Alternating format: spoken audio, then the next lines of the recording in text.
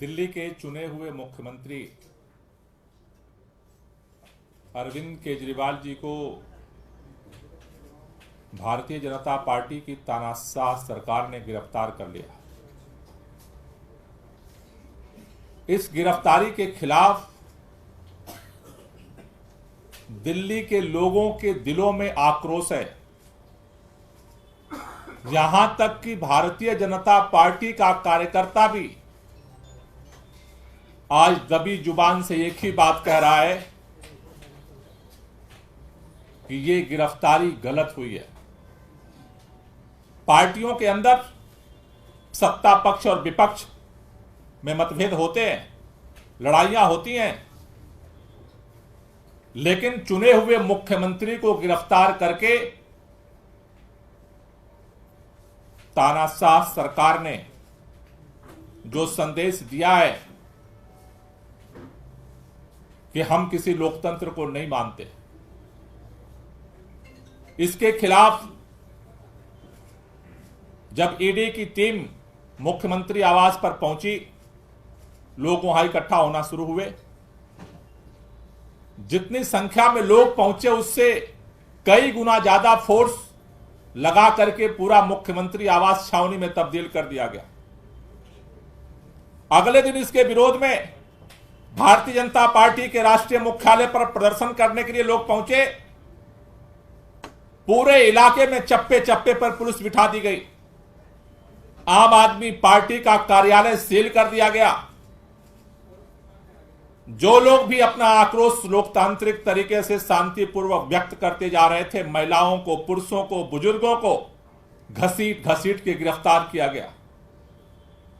अगले दिन जब लोग शहीदी पार्क पर भगत सिंह, राजगुरु, सुखदेव के शहादत दिवस पर शहीदी पार्क पहुंचे संकल्प लेने के लिए, उसको सील कर दिया गया। वहां से लोगों को गिरफ्तार किया गया।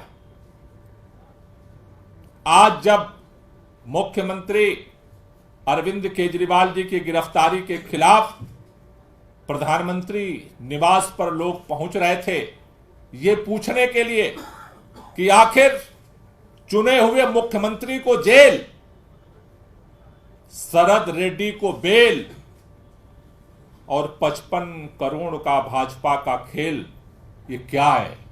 इसका जवाब इस देश के प्रधानमंत्री को देना पड़ेगा।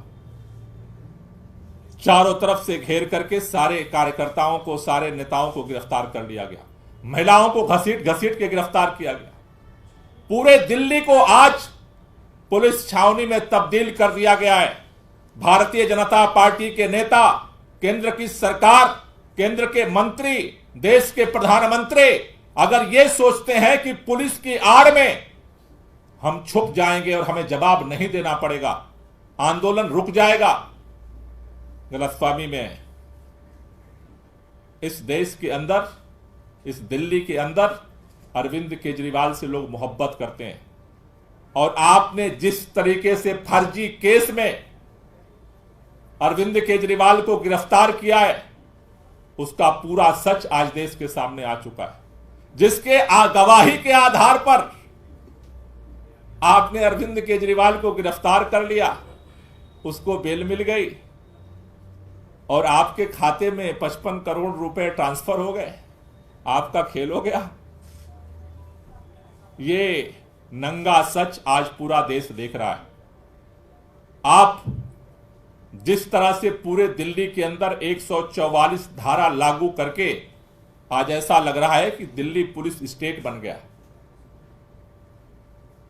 मैं केंद्र सरकार से कहना चाहता हूं, ये लड़ाई, ये आंदोलन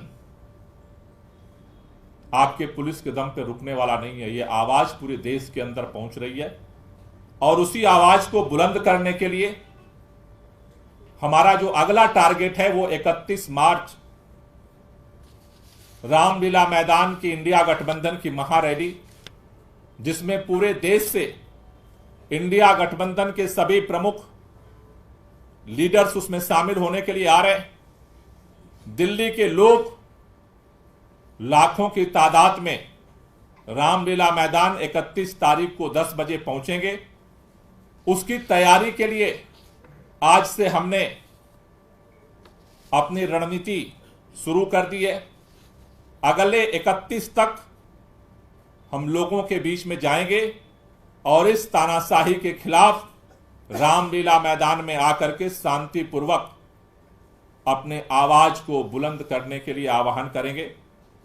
इसके लिए आज दिल्ली के 70 विधानसभा क्षेत्रों में सभी विधायक, सभी पार्षद, हमारे विधानसभा अध्यक्ष, विधानसभा के पदाधिकारी, वार्ड के पदाधिकारी, मंडल के पदाधिकारी और बूथ के पदाधिकारियों के साथ आज रात तक हम सभी विधानसभा क्षेत्रों में महारैली की तैयारी बैठक को पूरा करने की तरफ हम बढ़ रहे हैं। कल दिल्ली के अंदर सभी 2500 से ज्यादा पोलिंग स्टेशन हैं। उन 2500 जगहों पर कल विधानसभा के पदाधिकारी और हमारे विधायक और पार्षद जाकर के वहां पर जनता के साथ 31 मई के लिए तैयारी बैठक करेंगे। 28 मार्च से हर मंडल की टीम पर एक प्रभारी नियुक्त किया जा रहा है, यानी कि 2600 2600 प्रभारी हम नियुक्त कर रहे हैं हर मंडल पे एक प्रभारी रैली के लिए। और ये 2600 जो प्रभारी हैं ये वहां मंडल पे टीम बना करके 28 मार्च से घर घर जाकर के रामलीला मैदान में लोगों को आने के लिए आमंत्रण देंगे। साथ ही साथ दिल्ली के अंदर जितने छात्रों के, युवाओं के, मजदूरों के, किसानों के सामाजिक संगठन है, आरडब्ल्यूए है, व्यापारी संगठन है, उन सब लोगों को इस तानाशाही के खिलाफ लड़ाई में रामलीला पहुंचने के लिए इनविटेशन दिया जा रहा है। और सबसे हमारी अपील है, क्योंकि आज अगर ये तानाशाह सरकार अगर चुने हुए मुख्यमंत्री को उठा सकती है, गिरफ्तार कर सकती है, तो कल इस दिल्ली के अंदर कोई नहीं बचेगा जो आवाज उठाएगा। इसलिए आज ये लड़ाई एक व्यक्ति, एक पार्टी, इंडिया गठबंधन की नहीं, इस देश में संविधान और लोकतंत्र से मोहब्बत करने वाले हर व्यक्ति की लड़ाई बन चुकी है। इसलिए सभी लोगों से मेरा निवेदन है कि आप ज्यादा से ज्यादा संख्या में जो संविधान और लोकतंत्र से मोहब्बत करते हैं वो इस रैली में शामिल होने के लिए रामलीला मैदान पहुंचें। इस पूरी तैयारी के लिए हमने अपने मंत्री और विधायकों में से ऑब्जर्वर्स नियुक्त किए हैं जो अलग अलग विधानसभाओं में जा करके इसकी तैयारी की समीक्षा कर रहे हैं, इसकी निगरानी रखेंगे। जो इसके लिए जिम्मेदारी दी गई है उसमें हमारे मंत्री सौरभ भारद्वाज, मंत्री इमरान हुसैन जी, मंत्री राजकुमार आनंद जी, हमारे प्रदेश के उपाध्यक्ष दिलीप पांडे जी, एमसीडी के प्रभारी दुर्गेश पाठक जी, हमारी मेयर शैली ओबेराय जी, हमारे प्रवक्ता संजीव झा जी, प्रदेश उपाध्यक्ष कुलदीप कुमार जी, प्रदेश उपाध्यक्ष ऋतुराज झा जी, प्रदेश उपाध्यक्ष जितेंद्र तोमर जी, हमारे विधायक मुकेश अहलावत जी, प्रदेश उपाध्यक्ष राजेश गुप्ता जी, हमारे साउथ से कैंडिडेट सहीराम पहलवान जी। इन लोगों को इस रैली की तैयारी के लिए ऑब्जर्वर्स नियुक्त किए गए हैं जो इस पूरी तैयारी की ग्राउंड पे जो है इसको निगरानी करेंगे। और हमें भरोसा है कि इस बार 31 मार्च का दिन रामलीला मैदान के लिए एक ऐतिहासिक दिन होगा और रामलीला मैदान से इस तानाशाही के खिलाफ जो आवाज उठेगी ये आवाज पूरे देश में पहुंचेगी। Thank you. कोई क्वेश्चन हो तो ले लीजिए। सीएम के 2 इंस्ट्रक्शंस आए हैं जेल से और उसके बाद आज एक पब्लिक को एड्रेस करते हुए प्लानिंग सेक्रेटरी ने लेटर इशू किया है। आपको क्या मकसद लगता है, क्योंकि ये कहा जा रहा है कि रूमर फैलाया जा रहा है जबकि सेवाएं रुकेंगी नहीं जो भी पब्लिक करते हैं। देखिए, कई तरह की बातें चल रही थी। अधिकारी ने नोट जारी किया है कि मुख्यमंत्री जी के जेल जाने के बावजूद सरकार चलती रहेगी वैसे ही जैसे चल रही थी, और जो भी जनता के काम है वो काम वैसे ही होते रहेंगे। सर, आज बीजेपी भी प्रोटेस्ट कर रही है, इस्तीफे की मांग कर रही है और दिल्ली सचिवालय के पास लगातार उनका प्रदर्शन जारी है। बीजेपी के आरोप पर क्या कहना है आपका? बीजेपी का क्या आरोप है? बीजेपी ने क्या आरोप लगाया? बीजेपी इस्तीफा मांग रही है। किसका? मुख्यमंत्री मुख्यमंत्री ने अभी विधानसभा के अंदर विश्वास मत हासिल किया था, तो मुख्यमंत्री के साथ तो पूरी विश्वास मत पूरी तरह से है, तो जिसके पास पूर्ण बहुमत हो और पूरा विश्वास मत हो उसका इस्तीफा आज तक तो कभी हुआ नहीं।